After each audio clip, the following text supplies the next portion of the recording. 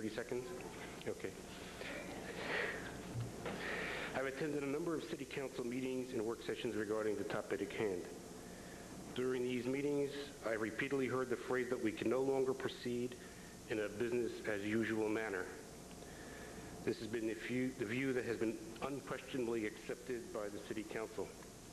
I believe this view is incorrect and has helped stand in the way of the city addressing the fundamental problems that this city has and will continue to have.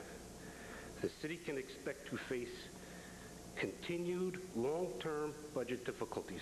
In fact, budget struggles which will pit the school system against other city employees now are the new business as usual. Discord amongst city employees has begun and can only be expected to worsen. It is the failure to recognize the intractability of the city's financial problems that is so preoccupying. While the hard work and endless hours the City Council has spent to reconcile this year's budget are genuinely appreciated, we have, however, been reduced to cutting minuscule expenditures and have spent a needlessly long time discussing George, which I repeat is not a budget driver. I believe the expression is moving the deck chairs around the Titanic.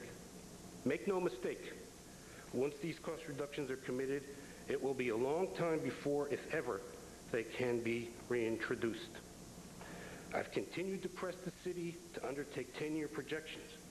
We will not be able to address our long-term financial problems if we fail to recognize that they exist. A 10-year projection or longer is the minimum time period needed to understand where the city is headed. Like other municipalities, Falls Church's ability to control yearly tax revenues and city expenditures are limited. Moreover, a 10-year projection covers 2 election cycles, making it much more difficult to push costs into the future, usually just beyond the last year of the current limited projection period. The city primary budget drivers are real estate taxes and the school system expenditures.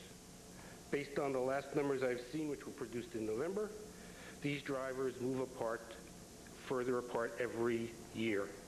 Projections are not predictions, a point that I have not been able to get across.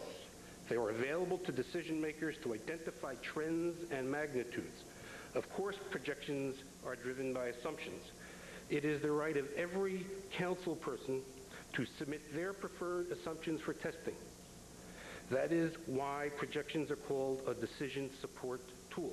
I have personally produced hundreds of projections based on assumptions submitted by individual decision makers. I just need a few more minutes. Short. The only caveat is that the scenarios being tested use the same mathematical model. Otherwise, it is not possible to make consistent comparisons between scenarios. The city manager should be requested to begin preparations for the FY 2011 budget tomorrow. That analysis should include expanded spreadsheets in the format previously provided by the city CFO. However, it is also important that further drilling down or desegregations of the principal budget drivers be provided as supporting documentation.